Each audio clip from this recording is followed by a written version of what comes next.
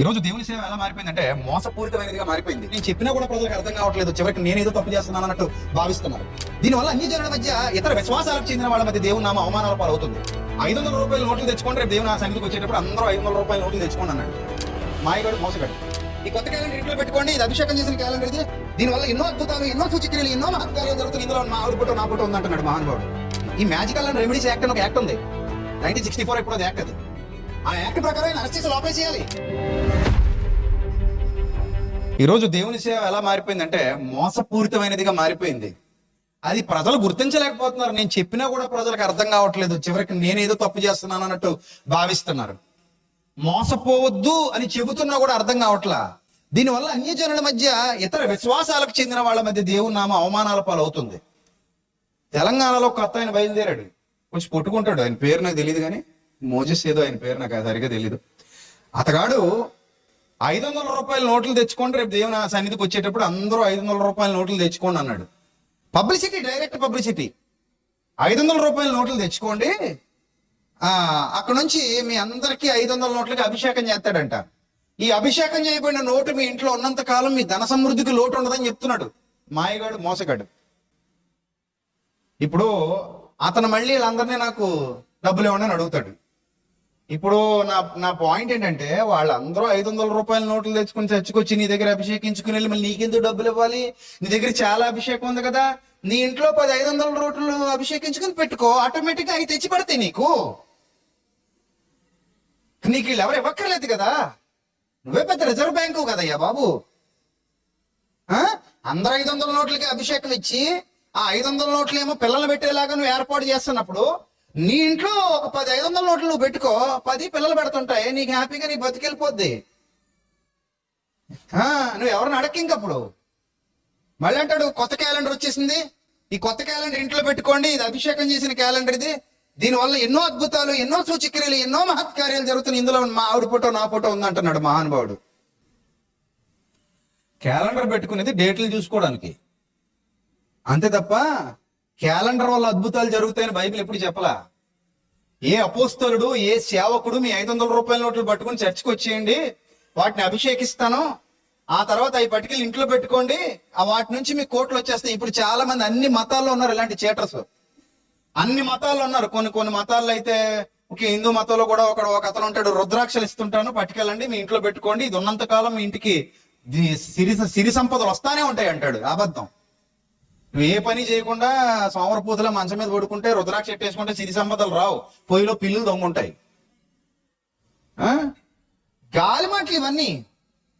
అన్ని మతాల్లో మోసగాళ్ళు ఉన్నారు. రే నాయన, మోసపోకండి రా. ఎవరు మరి ఈ మ్యాజికల్ అండ్ రెమెడీస్ యాక్ట్ అని ఒక యాక్ట్ ఉంది, 1964 ఎప్పుడు అది యాక్ట్. అది ఆ యాక్ట్ ప్రకారం వీళ్ళు అరెస్ట్ చేసి లోపలే చేయాలి.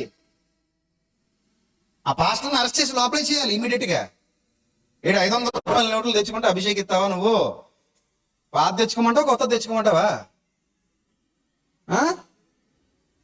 అభిషేకిచ్చేస్తే లోపల పెట్టుకుంటే మొత్తం ఇంకా పిల్లలు ఇట్టవుతుంది, అందులో ఇంక వచ్చేస్తుంటాయా నోట్లు, కొత్త నోట్లు. లేకపోతే అది ఆకర్షిస్తుందా మిగిలిన పక్కింటి వాళ్ళది, ఎదురింటి వాళ్ళ నోట్లు కానీ ఆకర్షించేదేమో కదా. నోటు పట్టుకుని ఇలా మార్కెట్ లో తిరుగుతా వెళ్తుంటే ఆళ్ళ జేబుల్లో ఏళ్ళ జేబుల్లో ఎగురుకుంటూ వచ్చేస్తాయేమో నీ దగ్గరికి.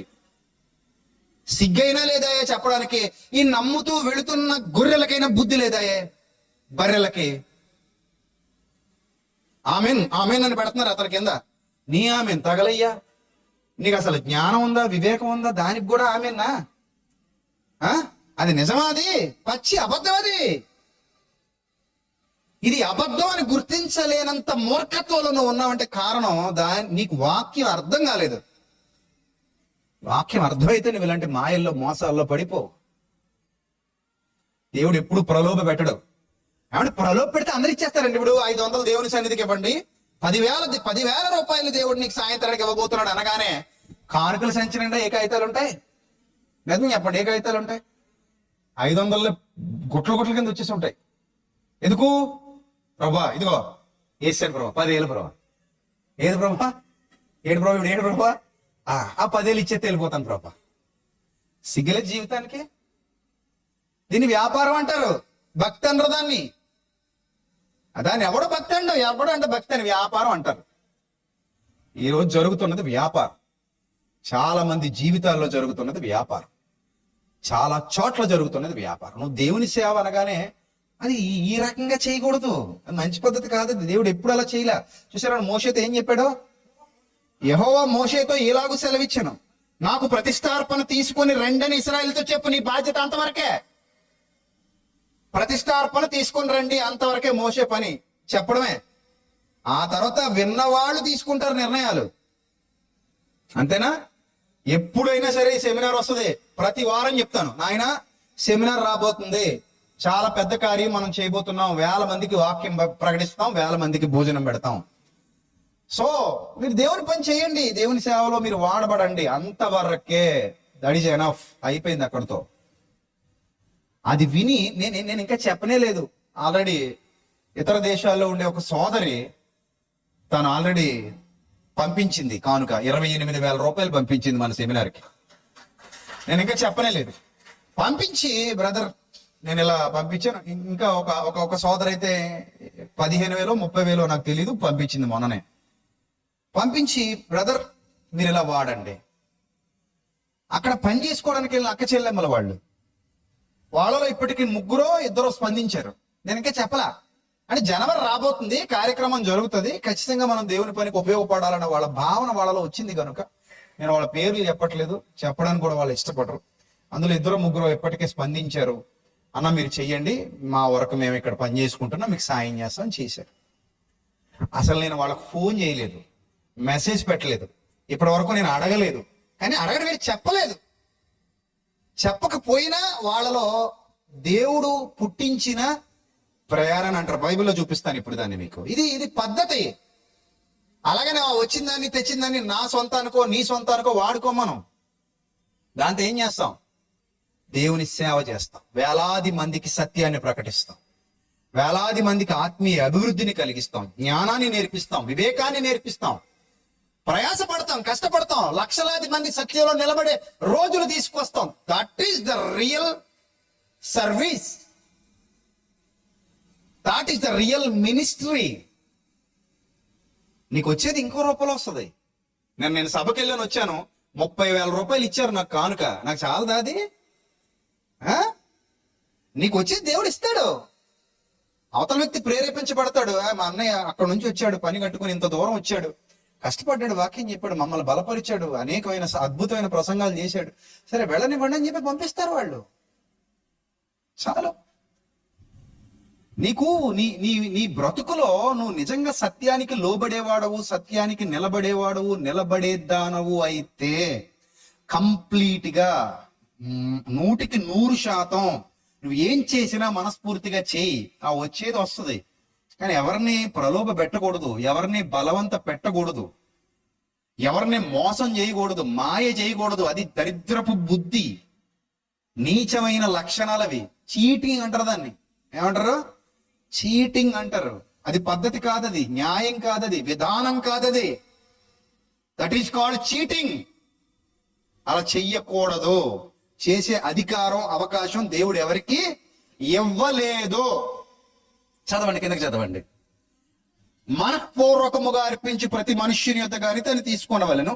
మీరు వారి యొద్ద తీసుకొనవలసిన అర్పణలేవనగా బంగారు, వెండి, ఇత్తడి, నీల, ధూమ్ర, రక్తవర్ణములు, సన్నపునార, మేక వెంట్రుకలు, ఎరుపు రంగు వేసిన పొట్టేళ్ల తోళ్లు, సముద్రవత్సల తోళ్లు, తుమ్మకర్రలు, ప్రదీపమునకు తైలము, అభిషేక తైలమునకు పరిమళ ద్రవ్యముల, ధూపమునకు సుగంధ సంభారములు, లేత పచ్చలు, ఏఫోదు, పతకమునకు చెక్కు రత్నములు అనునవే. నేను వారిలో నివసించినట్లు వారు నాకు పరిశుద్ధ స్థలమును నిర్మింపవలెను. నేను నీకు కనపరిచే విధముగా మందిరము యొక్క ఆ రూపమును, దాని ఉపకరణములన్నిటినీ రూపమును నిర్మింపవలెను అన్నాడు. అర్థమైందా? ఆ మందిరం యొక్క రూపాన్ని, దాని ఉపకరణాల రూపాన్ని నిర్మించండి, పరిశుద్ధ స్థలాన్ని తయారు చేయండి. ఆ పరిశుద్ధ స్థలానికి అవసరమైన ఉపకరణాల గురించి సంఘానికి చెప్పు. వాళ్ళలో ఎవరి దగ్గర తీసుకోమంటావు ప్రభు అంటే, మనఃపూర్వకముగా ఇచ్చే ప్రతి వాని దగ్గర దాన్ని తీసుకో. అంటే నువ్వు ఏం చేసినా ఎలా చెయ్యి, అది మనస్ఫూర్తిగా చేయాలి, బలవంతం ఉండకూడదు. అది మంచి అయినా ఏదైనా బలవంతంతో చేసేది మంచిది కాదు. అది నువ్వు మనస్ఫూర్తిగా చెయ్యి, హృదయపూర్వకంగా చెయ్యి, హృదయపూర్వకంగా చెయ్యి. That is important.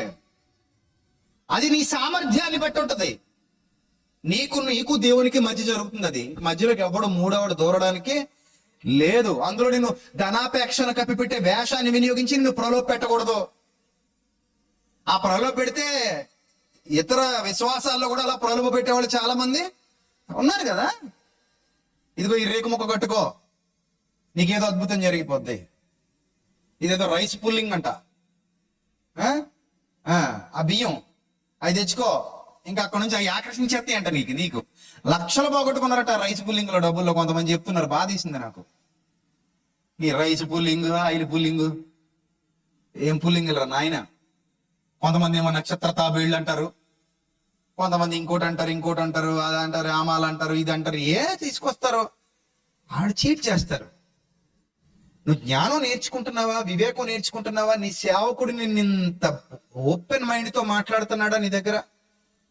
ఎంత ఓపెన్ మైండ్ తో నీ సేవకుడు నీకు జ్ఞానాన్ని, బుద్ధిని, వివేకాన్ని నేర్పిస్తున్నాడా? That is important. అది ప్రయోజనకరమైన విషయం. అది